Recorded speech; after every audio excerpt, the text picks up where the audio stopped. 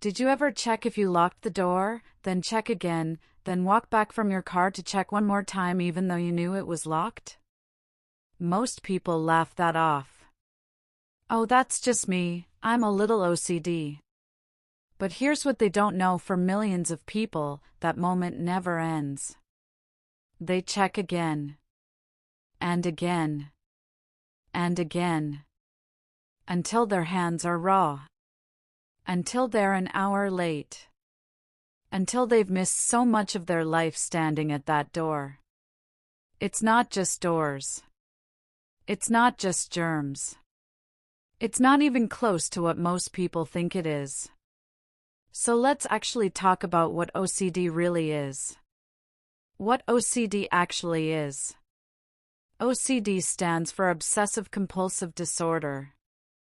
And at its core, it's a trap. A mental loop that your brain builds and then can't find the way out of. Here's how it works. It starts with an obsession, an unwanted thought, image, or urge that shows up in your mind without permission. And not just once. Over and over. You don't invite it. You don't want it. But it's there, and it brings a wave of anxiety with it. Then comes the compulsion, the behavior or mental action that your brain says will make the anxiety go away. Wash your hands. Check the lock. Say a prayer.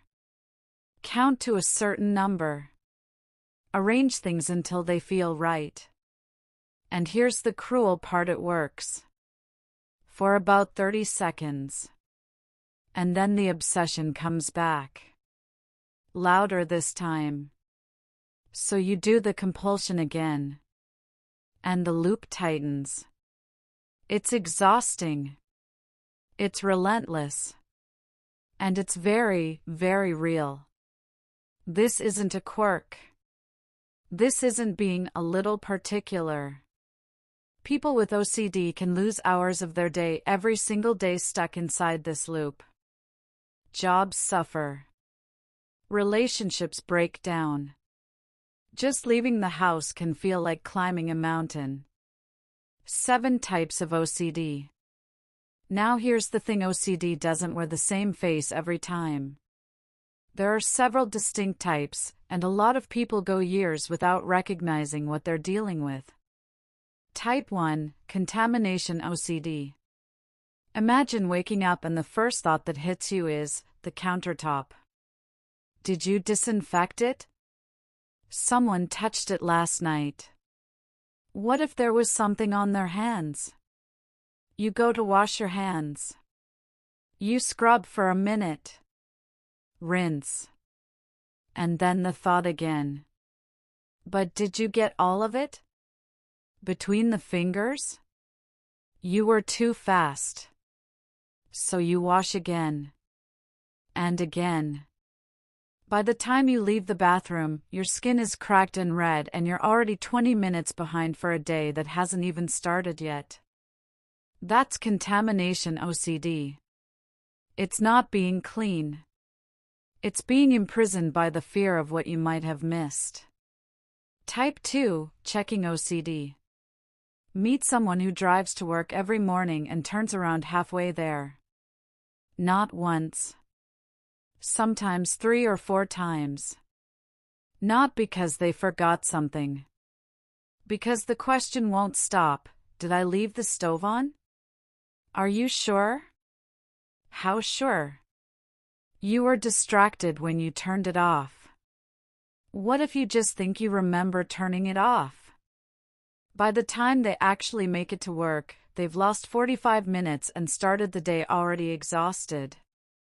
The checking gave them relief for about a minute. Then the doubt reset.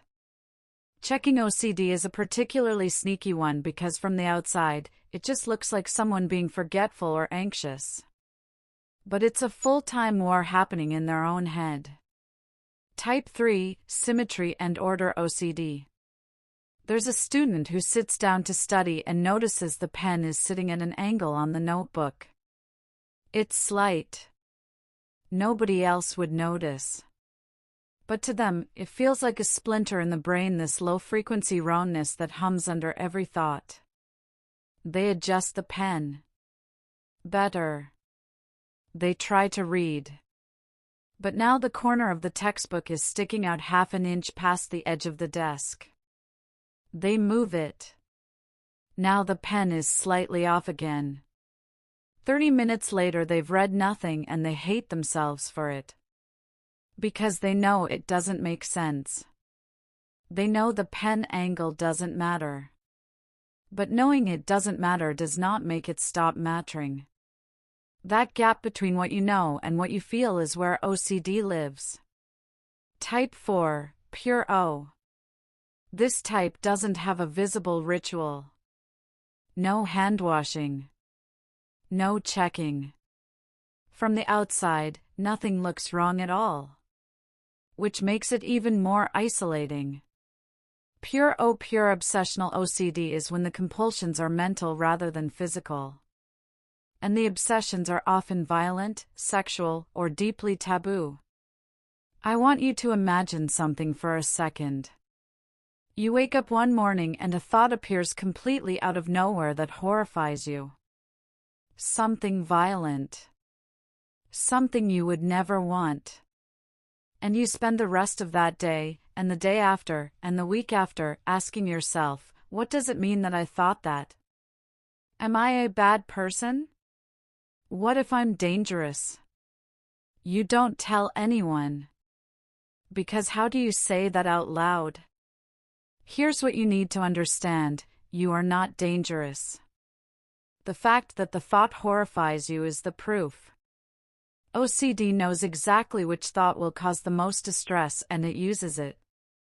You are not a monster. You are suffering. And most people who go through this have never told a single person because they're terrified of what someone might think. Type 5, harm OCD. There's a parent who loves their child more than anything in the world. And because of that, they've stopped cooking. Not because they don't want to.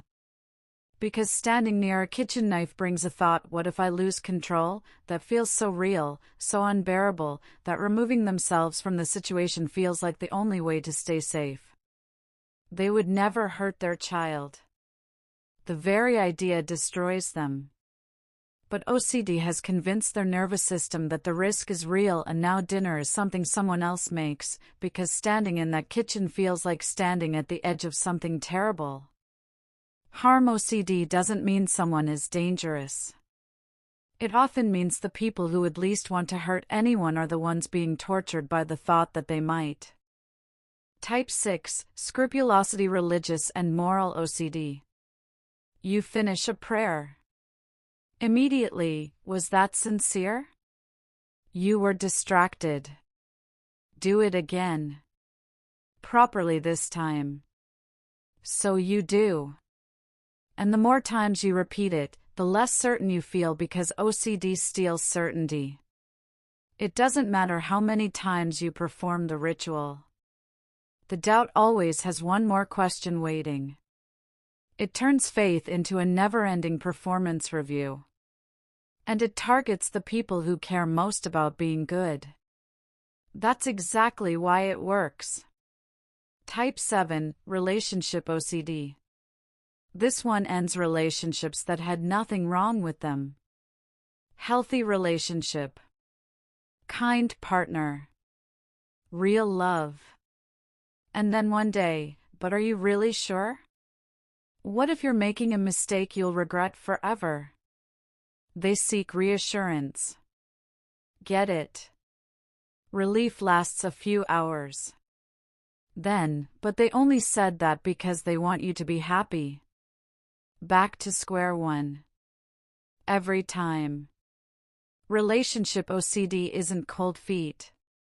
It's your brain turning the people you love most into an investigation that never reaches a verdict. No verdict that ever sticks. So how do you know if what you're experiencing crosses the line from anxious person into OCD territory? Here's what it actually feels like. You know that feeling when you've been sitting in a meeting and you can't focus because something is nagging at the back of your brain? Now imagine that feeling never leaves. Not at lunch. Not in the evening.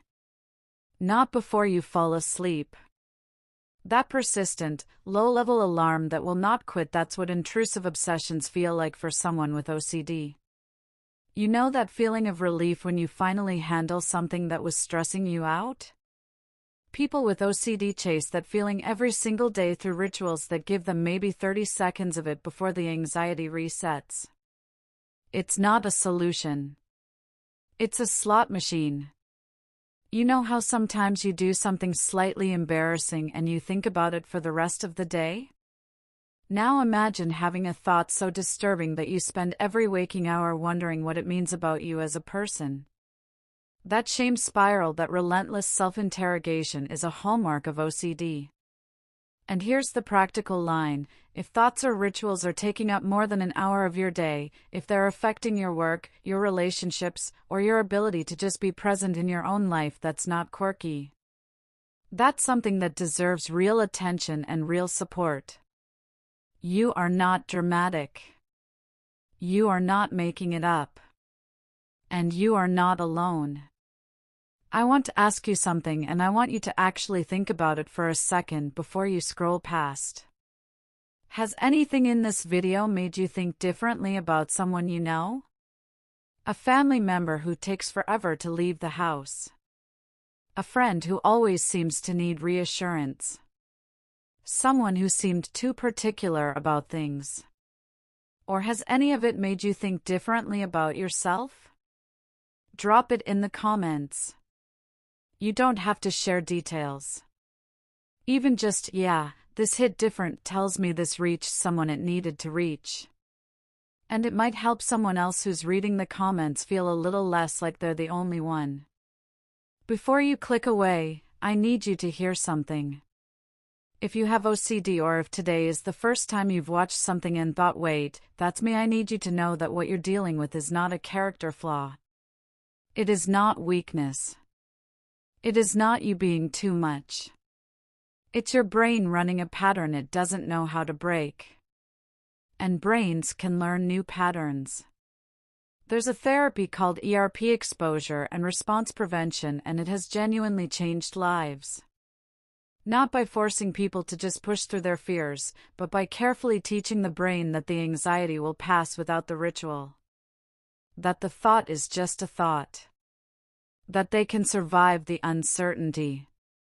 People recover from OCD. Not just manage it, actually get their lives back. The fact that you watched this entire video? That you were willing to learn, to look honestly at something uncomfortable? That's not nothing. That's the first move. And first moves matter. You are not your intrusive thoughts. You are the person who hates them, and that difference is everything. If this gave you something, a new way to understand yourself, or someone you love, hit the like button. It's the easiest way to help this reach the people who actually need it. And if you want to keep going deeper on mental health in a way that feels human and not clinical, subscribe. New videos go up every week. I'll see you in the next one.